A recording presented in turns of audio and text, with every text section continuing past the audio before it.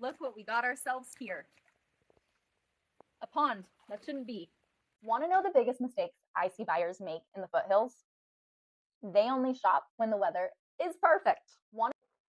I know, you'd rather be doing this. But looking at homes in the rain, while it might be underrated, it is basically a stress test. It's the only time a home can't hide its flaws behind a sunny day and a fresh coat of paint.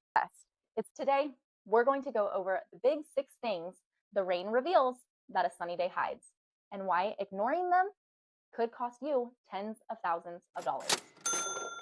Most agents think a rainy day means a day off from showing homes. Their clients will cancel their showings, stay in bed, and wait for the sun to come back out. But if you were my buyer, I wouldn't let you make that mistake.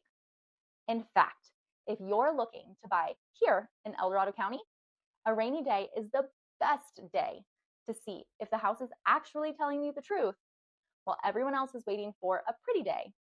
We're going to find out if this house is a sanctuary, like that AI generated listing description said, or if it's in fact a sinking ship. Our beautiful foothills come with unique challenges: slopes, granite outcroppings, and heavy seasonal runoff. On a sunny day, every house in Placerville or El Dorado Hills looks like a postcard. But today, the house is under a stress test. The rain is basically confessing the home's secrets to us. Let's start at the top. Gutters. Gutters aren't just for decoration. They are the primary defense for your home's foundation. In the rain, I'm looking for the waterfall effect. If water is cascading over the sides, those gutters are either clogged with oak leaves, classic foothill battle, or they weren't pitched correctly. And we're looking at the downspouts. If a downspout is just dumping water at the base of the house, it can lead to cooling, excess weight and pressure on your foundation. We're looking for water diverters or extensions. Those are pipes that carry the water at least 5 to 10 feet away from the home. The consequence of skipping this: potential fascia rot, mold in your siding, and even foundation cracks that are a nightmare to fix. Now, let's talk about land, because we live in the foothills. Almost every property has some kind of slope. On a dry day, you might see a French drain and think, oh, great, they have drainage. But on a rainy day, we can actually see if it works. Is the water moving away from the house, or is it pooling into a moat against the crawl space? Just because your new home might be in a neighborhood doesn't necessarily mean you're in the clear. Check the neighborhood's drainage. If the gutters in the street are backing up, or if your potential driveway is turning into a creek, that's a big deal.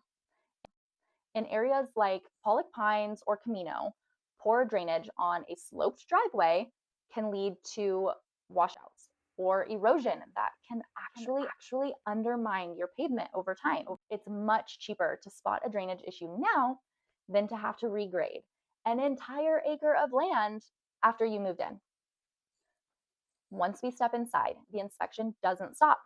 Rain changes the atmospheric pressure, and that does 2 things. First, it tests your windows and seals.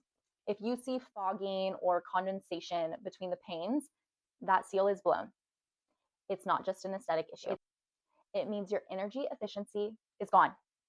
And in our hot summers and our cold winters, your AC and heater will be working overtime. Second, we do a scent test. On a sunny day, a seller can open a few windows and bake some cookies, and the house smells amazing. But when it's damp and humid outside, hidden mold or mildew in the crawl space becomes much more obvious.